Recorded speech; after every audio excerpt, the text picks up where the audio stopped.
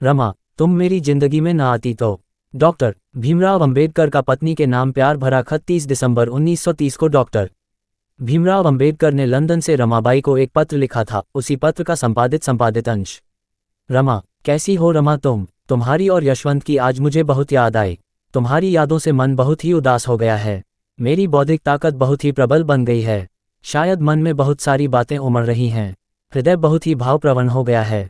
मन बहुत ही विचलित हो गया है और घर की, तुम सबकी बहुत याद आ रही है। तुम्हारी याद आ रही है। यशवंत की याद आ रही है। मुझे तुम जहाज पर छोड़ने आई थी। मैं मना कर रहा था, फिर भी तुम्हारा मन नहीं माना। तुम मुझे पहुंचाने आई थी। मैं राउंड टेबल कॉन्फ्रेंस के लिए जा रहा था। हर तरफ मेरी जय जयकार गूंज रही थी और ये सब तुम देख रही थी। तुम्हारा मन भर आया था। कृतार्थता से तुम उमड़ गई थी। तुम्हारे मुंह से शब्द नहीं निकल रहे थे, परंतु तुम्हारी आंखें, जो शब्दों से बयां नहीं हो पा रहा था, सब बोल रही थीं। तुम्हारा मौन शब्दों से भी कई ज्यादा मुखर बन गया था। तुम्हारे गले से निकली आवाज तुम्हारे होठों तक आकर टकरा रही थी। और अब यहाँ लंदन में इस सुबह ये बातें मन में उठ रही हैं। दिल कोमल हो गया है। जी में घबराहट सी हो रही है। कैसी हो रमा तुम? हमारा यशवंत कैसा है? मुझे याद करता है वह। उसकी संधिवात जोड़ों की बीमारी कैसी है? उसको संभालो रमा। हमारे 4 बच्चे हमें छोड़कर जा चुके हैं।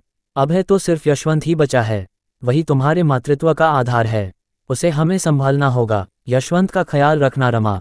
यशवंत को खूब पढ़ाना। उसे रात को पढ़ने उठाती रहना। मेरे बाबा मुझे रात को पढ़ने के लिए उठाया करते थे। तब तक वह जगते रहते थे। मुझे यह अनुशासन उन्होंने ही सिखाया। मैं उठकर पढ़ने बैठ जाऊं तब वह सोते थे। पहले पहले मुझे पढ़ाई के लिए रात को उठने पर बहुत ही आलस आता था। तब पढ़ाई से भी ज्यादा नींद अच्छी लगती थी। आगे चलकर तो जिंदगी भर के लिए नींद से अधिक पढ़ाई ही हम लगने लगी। रमा, यशवंत को भी ऐसी ही पढ़ाई की लगन लगनी चाहिए। किताबों के लिए उसके मन में उत्कट इच्छा जगानी होगी। रमा, अमीरी, ऐश्वर्य, ये चीजें किसी काम की नहीं। तुम अपने इर्द गिर्द देखती ही हो। लोग ऐसी ही चीजों के पीछे हमेशा से लगे हुए रहते हैं। उनकी जिंदगियां जहां से शुरू होती है वहीं पर ठहर जाती है। इन लोगों की जिंदगी जगह बदल नहीं पाती। हमारा काम ऐसी जिंदगी जीने से नहीं चलेगा रमा। हमारे पास सिवाय दुख के कुछ भी नहीं है। दरिद्रता, गरीबी के सिवाय हमारा कोई साथी नहीं। मुश्किलें और दिक्कतें हमें छोड़ती नहीं हैं। अपमान, छलावा, अवहेलना, यही चीजें हमारे साथ छांव जैसी बनी हुई हैं। सिर्फ अंधेरा ही है, दुख का समंदर ही है। हमारा सूर्योदय हमको ही होना होगा रमा। हमें ही अपना मार्ग बनना है। उस मार्ग पर दियों की माला भी हमें ही बनानी है। उस रास्ते पर जीत का सफर भी हमें ही तय करना है। हमारी कोई दुनिया नहीं है। अपनी दुनिया हमें ही बनानी होगी। हम ऐसे ही हैं रमा। इसलिए कहता हूं कि यशवंत को खूब पढ़ाना। उसके कपड़ों के बारे में फिक्रमंद रहना। उसको समझाना बुझाना। यशवंत के मन में ललक पैदा करना। मुझे तुम्हारी बहुत याद आती है। यशवंत की याद आती है। मैं समझता नहीं हूँ, ऐसा नहीं है रमा। मैं समझता हूँ कि तुम इस आग में जल रही हो। पत्ते टूटकर गिर रहे हैं और जान सूखती जाए ऐसी ही तू होने लगी है। पर रमा, मैं क्या करूँ?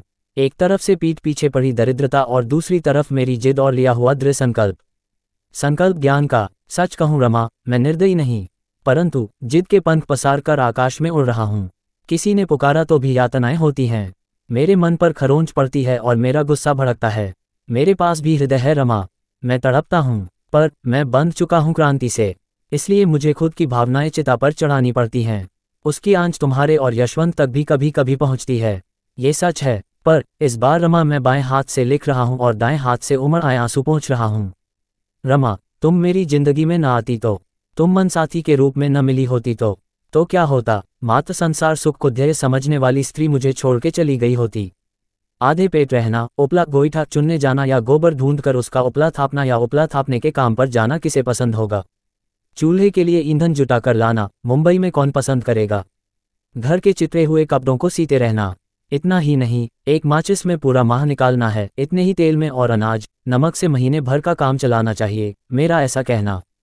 इतने ही तेल में और अनाज नमक से महीने भर का काम चलाना चाहिए, मेरा ऐसा कहना। गरीबी के ये आदेश तुम्हें मीठे नहीं लगते तो मेरा मन टुकड़े टुकड़े हो गया होता। मेरी जिद में दरारें पड़ गई होती। मुझे ज्वार आ जाता और उसी समय तुरंत भाटा भी आ जाता। मेरे सपनों का खेल पूरी तरह से तहस नहस हो जाता। रमा, मेरे जीवन के सब सुर ही बेसुरे बन जाते। सब कुछ तोड़ मरोड़ कर रह जाता। सब दुखमय हो जाता। मैं शायद बौना पौधा ही बना रहता। संभालना खुद को जैसे संभालती हो मुझे। जल्द ही आने के लिए निकलूंगा, फिक्र नहीं करना। सबको कुशल कहना। तुम्हारा भीमराव लंदन 30 दिसंबर 1930 सूचना सिर्फ मान्यताओं और जानकारियों पर आधारित है। यहाँ ये बताना जरूरी है कि यह मेरा वीडियो किसी भी तरह की मान्यता जानकारी की पुष्टि नहीं करता है। किसी भी जानकारी या मान्यता को अमल में लाने से पहले संबंधित विशेषज्ञ से सलाह लें। धन्यवाद।